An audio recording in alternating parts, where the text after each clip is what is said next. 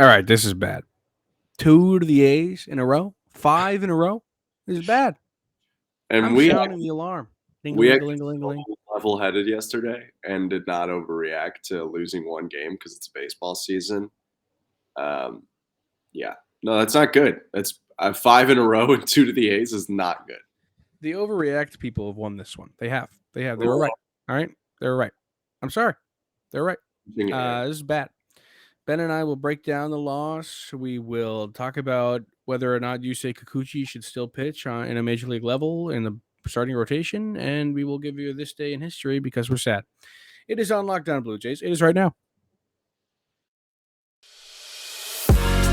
You are Locked On Blue Jays, your daily Toronto Blue Jays podcast. Part of the Locked On Podcast Network, your team every day. If nothing else brings you up, it's got to be that jingle, dude. That jingle is so darn good.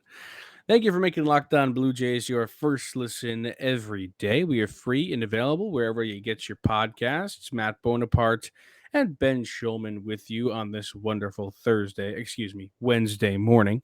We're recording right after the game, so it says Wednesday on the top right of my computer. The Jays lose again, this time again to the Oakland Athletics, the worst team unequivocally in baseball. Coming into the series, may I remind you, they technically did not have one player on their roster with an OPS above 700. Let that sink in. They haven't even had a player this year. Like I think most people don't care about this, but I searched for all players. They didn't even have a short-term 700 OPS, like a too small sample size. They're just bad, and they keep beating the Toronto Blue Jays. It's not a good look for Toronto. Now only, 6 games above 500? That's bad, dude. Still a playoff spot, but 6 up on. Still a playoff spot, but that's not good. No. You're not exactly striking fear into the eyes of your opponents. And also, what's crazy about today's game is like the A's had 5 runs on 4 hits. So did Kikuchi have a bad game? Yes, he did. He walked 5 guys. Yeah, but and he hit it 2. looks better than it was. He hit 2 batters, and he walked 5. He faced Ben Nicholson-Smith, talked about it, and tweeted it. And we do have to not hit on him too much. Yes, we will get into the Kikuchi madness, but I did just want to hit on the fact that like the man has no control. But anyway, I'm gonna hold off. Batters. 7 of them got free passes. Yes, it's bad. The bats, like Teoscar hit the ball. He had an RBI. Chapman did well. That's my scary. Kind of big for me. Went 3 for 4 with 2 ribbies. Tapia even got 2 hits. Your least favorite player on the team, but not my least favorite, but close. I think he is. Who is then? He might have started tonight. But can I? I'm a big fan of Bonserdamus, but can I call you out in 1 sec? I don't know if I can. I don't know if I can give you like credit for Chapman, even though he's your hype train, because you also slandered him on yesterday's pod. So you're in like a weird middle ground here. I hedged my bets, You kind of hedged. I kind of hedged. You kind of hedged. Fair. That's fair. Hey, you know what? That's fair. I will just say he did hit well though. He did. That's true. I'd like to say that they were fine, but like, so like there's 2 ways of looking at this, right? Like you can look at this box score and be like, like they scored 3 runs, they should have done more than that. You could look at it and be like, they hit the ball, it just couldn't get guys in. But you could also sit there and be like, there's no reason they shouldn't be lighting teams up like every night. Like, there's really no reason this offense, especially against Oakland, shouldn't just be going out there and mashing. Like, I get that you can't do that every night, but like, you can. You can in Oakland. You can. Yeah. I mean, it's weird. Like, things are not working at the same time. When they're hitting, they're not pitching. And when they didn't pitch well today, but honestly, like 5 runs back-to-back days, you could easily win one of those games, and they just haven't come up with enough runs. They had 10 hits today and only 4 chances with runners in scoring position, which is like, I just points to them hitting a ton of singles at different times. So like it wasn't actually like they generated that many opportunities to score. The 1 hit they had with runners in scoring position, so like pull the curtain back a little bit, Global Jam on Sportsnet going on right now. You can check me out there in the mornings, but also Canada playing in the afternoon. So I was watching our dog, Quincy Gary, absolutely ball out for Canada. Huge dunk and a couple threes. He's got that stroke going, which is good to see because that's what he was working on all the time. But I switch over full time. Like I was back and forth. I switch over full time in that 6th inning, an inning where they have 3 hits and don't score a run.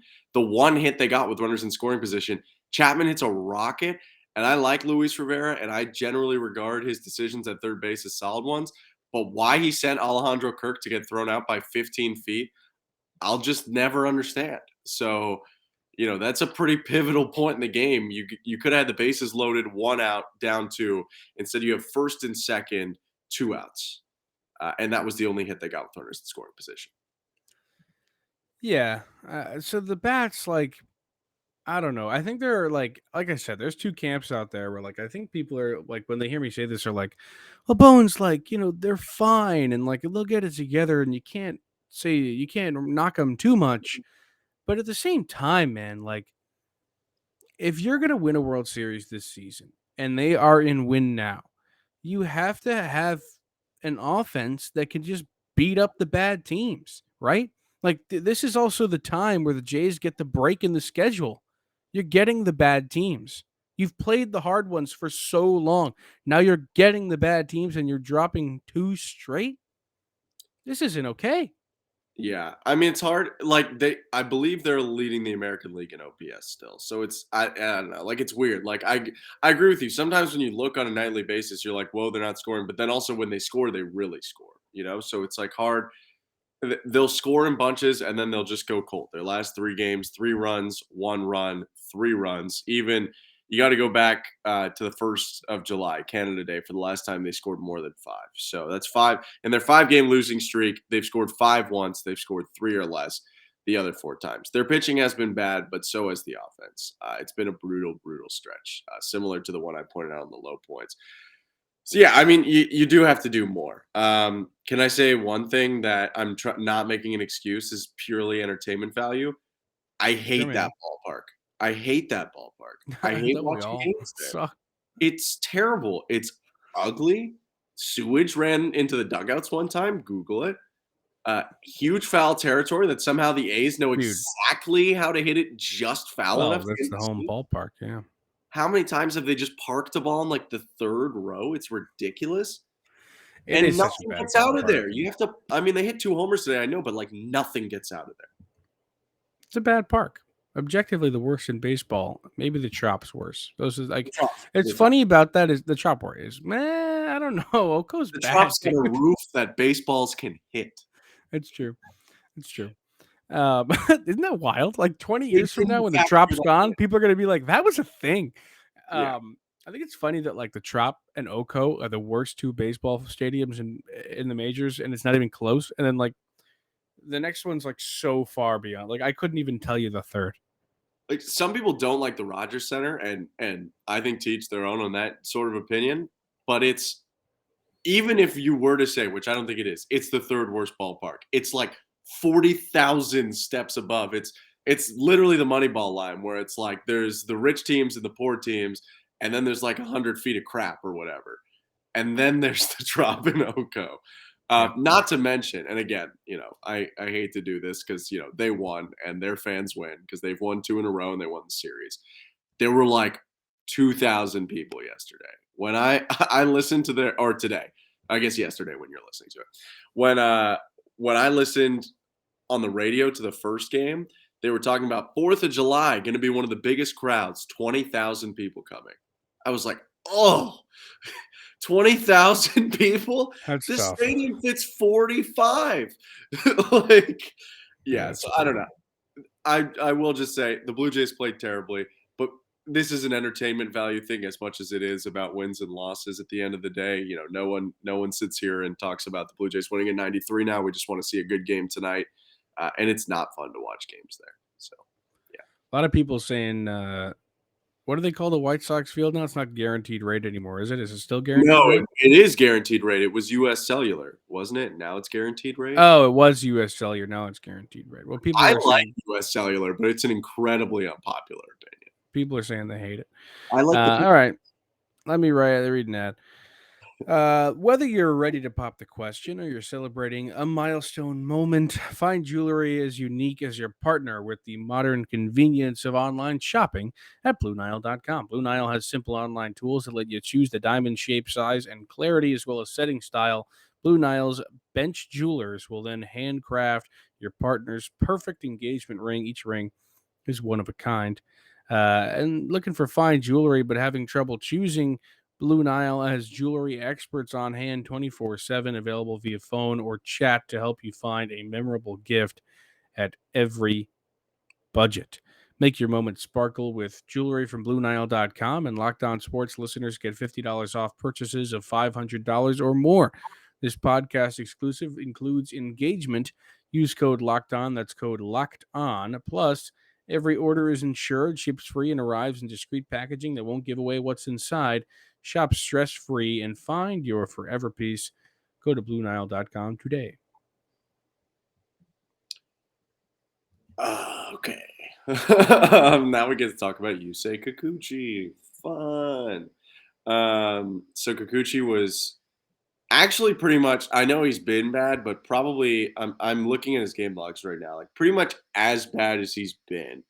The only worst start I can really nail down for sure was at Kansas City, which is another putrid baseball team where he didn't get out of the first inning and walked four.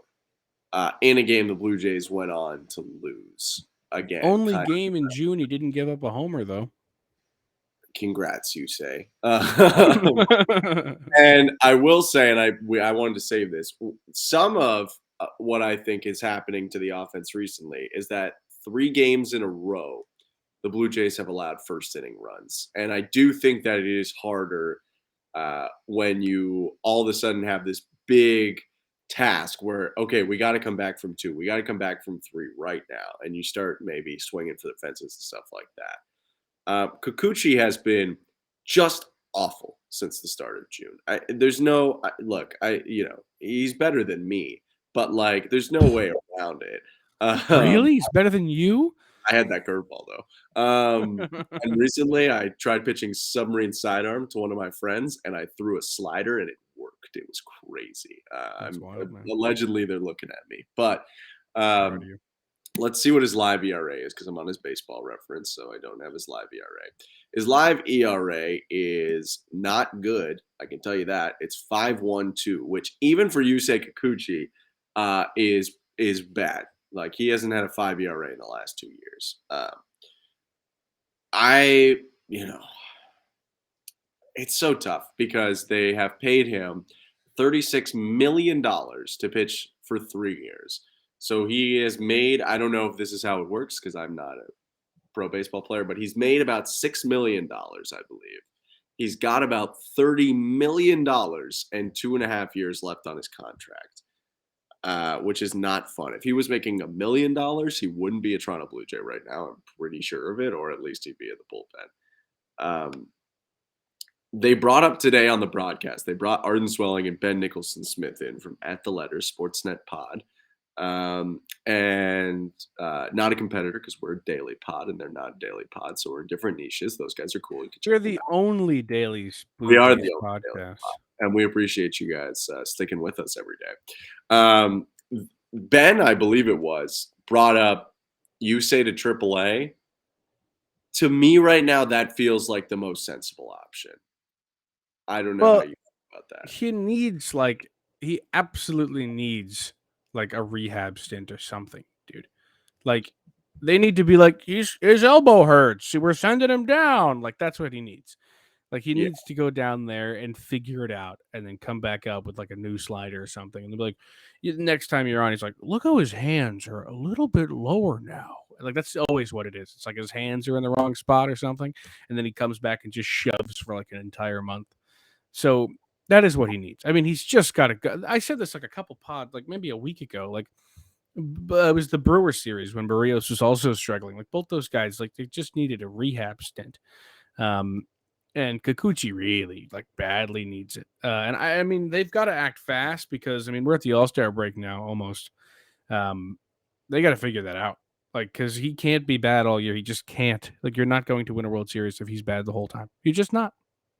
Um, Small tangent. That hands lower thing reminded me of like with Jose Bautista turned from like an average reserve player, like not even an average player, like an average reserve player for like 10 years into a 54 home run guy for the Blue Jays. They said he was putting his foot down earlier. See, there it is. That's all it is. Insane. But I digress. Here's my only problem with my own idea. It appears, while we don't know for sure, that Kevin Gausman is at least not going to make his next start. They already aren't that deep since Ryu got hurt. I don't know what they're going to do. Like, They're are going they to gonna put trade for Martin Perez. I don't see why not. They're maybe. not I mean, I going to, like but that I wish idea they more would. than a lot of people want Castillo. Like, okay, if they were the New York Yankees or the Boston Red Sox, the Los Angeles Dodgers, or these days the New York Mets, you like DFA him and you trade for Luis Castillo, and you're like, oops, we screwed that up. Let's make this guy our long term decision. But I they don't know if just, they DFA him. well, like, Because what can they do? Or like trade him and take on at least half of this. honestly, I think what would happen is you would just like you'd have like who is their best pitcher in Buffalo right now? Like who is pitching the Well, best? I think Max Castillo was Buffalo's best starter before they called him up. All right, so give him a shot. Like I don't see why we're sitting here not giving that guy a shot. Like why? I would give that guy a shot, but also Casey Lawrence might start on Thursday. Casey Lawrence also has been a dog in AAA, the Yes, he 34-year-old. was not a dog in his appearance against the Rays. Now, No, granted, he was bad. that wasn't a start. That was a guy gets hit with a liner, so it's not the same. You're not preparing to face the whole lineup. You don't get your full. Give the guy a chance. I mean, at some point you have to make the decision to give somebody a chance. And also like that does two things. I mean, you have a different opportunity to win the game without Yusei on the bump, but you also maybe throw some fire under him and change the way he views his own opportunity. Like this is a business at the end of the day. If you're not going to help this team win, we don't want you. So let me throw a scenario out there for you. Throw me a scenario, man. We're going to zoom forward a little bit to like Kevin Gausman is healthy. And let's say Max Castillo just as a filler, because I think there are probably a couple options they're considering. But Max Castillo goes into Kikuchi's spot. Kikuchi goes to AAA. And maybe they call Matt Gage up again. And Castillo has like 3 good starts. Like I'm not saying like Alek Manoah coming out of the gate like world beater starts, but like 3 good starts. Like you're happy with Like him. 3 beginning of the year strip starts. Yeah, like he goes like 5 innings, 2 earned runs, then he goes 6-3, then maybe he has one like 6 innings, 1 earned run. You're like, okay, this guy can kind of do Gotcha. it, you know? Sure. Even if it's a little worse than that. What do you do with Kikuchi? If you Has Kikuchi legitimately- not been pitching that whole time? He's been pitching in AAA, I guess in this scenario. How's he doing? He's doing all right. What does But that it's mean? Give me numbers. I don't know. He's got like a 3 ERA in AAA. No, you can't come up with a 3 ERA in AAA. Like if he's coming here from AAA, he better be absolutely nails. But Like, he so are better you be shoving. leaving the $36 million man at AAA? I guess I'll bring him up, but like Here's the thing: you kind of have to do something with him at some point because he's. I would trade him at all costs, to be honest with you. But like, I know, but who wants? it's just nobody. This is Nobody the wants low him, point of and his it's the value. first year of his deal. Like it's just like he's been an utter failure. But the real option is like you would I don't know. And realistically, you'd give him another chance in the majors. If he has a 3 ERA in the minors, and you'd give him another chance. Like realistically, like the money says you have to, right? Like you said before, if he was making $1 million right now, he would have been cut 10 years ago. Like you have to give the guy another shot. I know. You've put too much money in him not to. They're kind of handcuffed, and it stinks. And I know you were out on the deal kind of from the beginning. I'll admit I wasn't totally. They've turned around some guys. I thought half a season last year he was pretty phenomenal. Maybe they could capture it. Maybe he's flipping it this year. Maybe he's going to be an all-star in the second half. I don't believe it, but it's baseball, and crazier things have happened. But they have, a large part of them being a little bit worse than we thought they were going to be is the starting pitching has not been where it is, and that's not all on him. Because today, the day you're listening to this, the Blue Jays are trying to avoid a sweep with 5 ERA Jose Barrios on the mound. And only the baseball gods know what's going to happen, because none of us know what's going to happen every time Barrios steps out.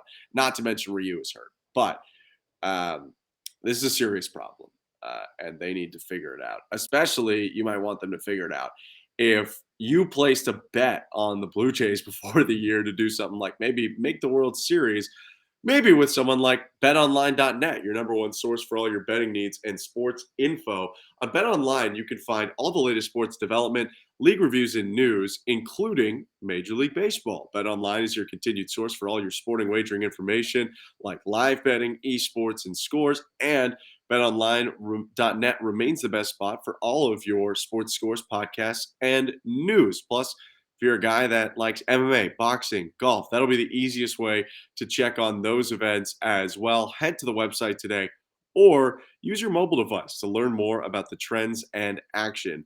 Bet online, where the game starts. It's this day time. It's time for this day in Blue Jays history.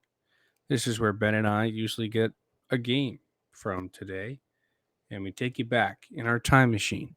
And that's just what we're going to do here. We turn it into an NPR station. That's just what we're going to do here on Locked On Blue Jays. I'm going to begin. Okay. July 6th. The year is 2018.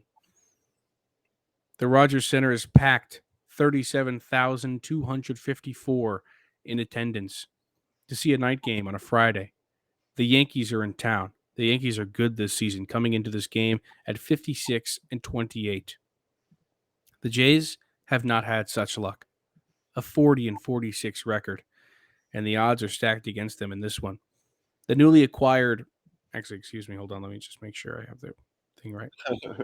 No, the struggling Sonny Gray is on the bump for the Yankees, while for the Blue Jays, Sam Gaviglio. How about a name right there? Oh, yeah. Sam pitches beautifully. 4 1/3, 1 earned. 2 runs, only 1 earned. Gives up 4 hits, 3 walks, 6 Ks, something you'll take. And then 6 or 5 relievers come in to save the day. 3 holds in this ball game. Joe Biagini ends up getting the win. He comes in for 1 2/3. Allows nothing. He had a great performance in this game. His ERA came down to 6.18. Joe Biagini was not doing very well up until this point. No. Aaron Loop came in after him, then Sung Hwano, then John Axford, and then Tyler Clippard finished it on the other side. The Yanks had Gray. He was a Blue Jays. Sorry to cut you off, but that is no, it was, yeah. No, it absolutely was. Jays, those are crazy. Totally. All 4 of them. Loop, it's Clippard, all 4 of them. Fantastic. The Yanks pitching that night was terrible. Gray, who was a bad Yankee, to David Hale for 5 2/3, who actually pitched his heart out. Gray didn't get out of the 3rd inning, by the way. Went 2 innings, 5 earned. The Jays absolutely destroyed them. Great Jays lineup that night. Curtis Granderson led off. Yangervis Solarte in the 3-hole. Devin Travis at the 9 spot. I mean, just a lot of fun. Some Blue Jays heroes. Kevin Pillar in the lineup. Russell Martin in the lineup. Justin Smoke was there. It was a ball of a time. On the other side, Greg Bird was there. Love him. Austin Romine, Neil Walker. Some fun names. Aaron Judge went 0 for 5 with 3 strikeouts, so Blue Jays fans will probably be happy about that. It's a big win. Big win for the Jays, so hopefully they can take that in Oakland and win a 3:30 start tomorrow. Or today. Today. All right. Well, yeah, I like this idea of escaping from what actually happened on July 6th, because that was no fun. So the date is July 6th, 1997. 41,137 fans packed the Sky Dome because the Yankees are in town. And on the mound for the Blue Jays is Roger Clemens. We're going to suspend reality and pretend that there's nothing weird about that at all.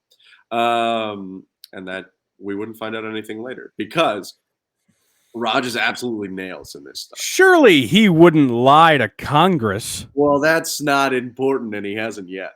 On July 6, 1997, all he's doing is throwing darts to the tune of a shutout. 9 innings, 4 hits, no runs, 1 walk, 10 Ks. Absolutely disgusting performance from Roger Clemens. One of the few hits he gives up, you might like this, a double to Joe Girardi. I love that. Random. I Bernie love Williams Joe. also got a hit. Love that. And Wade Boggs was a Yankee at this point in time. So those are the Yankees. He hated doing it, but he won a World Series. Yeah.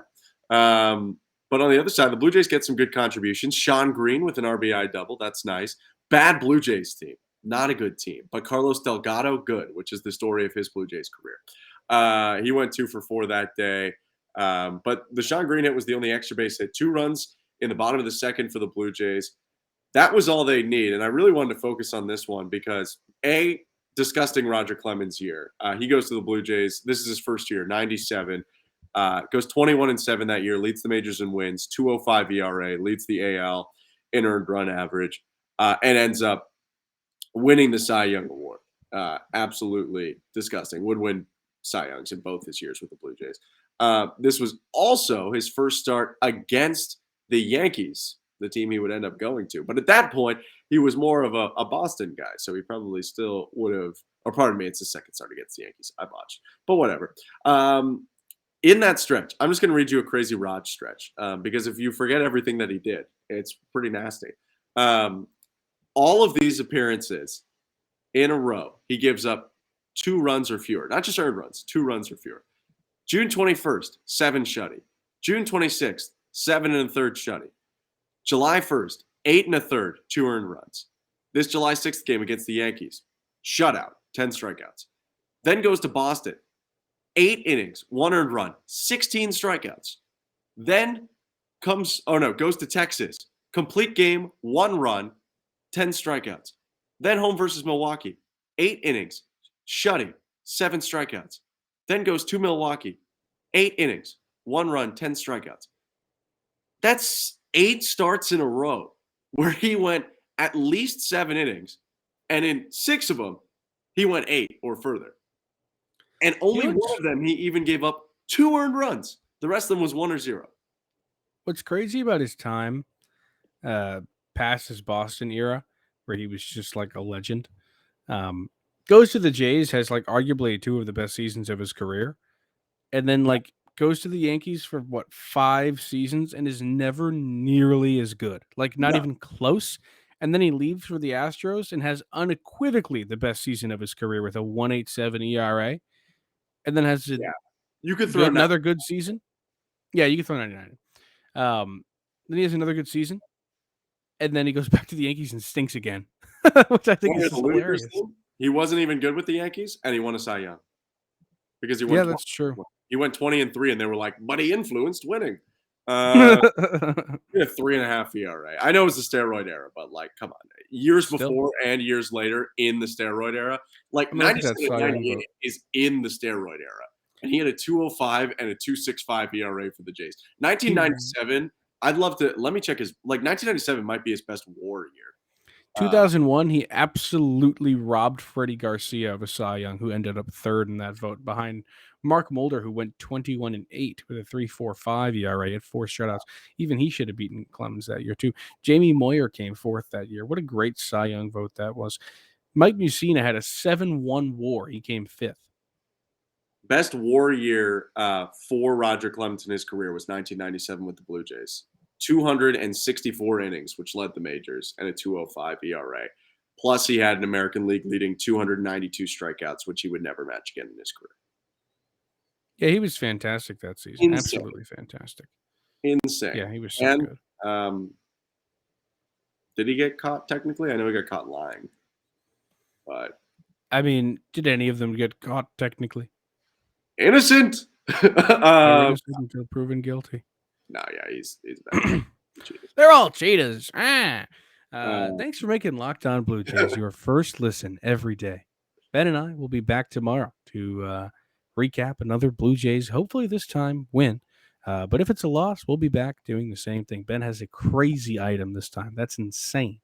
Go make your second listen. Locked On MLB Prospects. Host Lindsey Crosby is a prospect encyclopedia, and he is going deep on the MLB stars of tomorrow.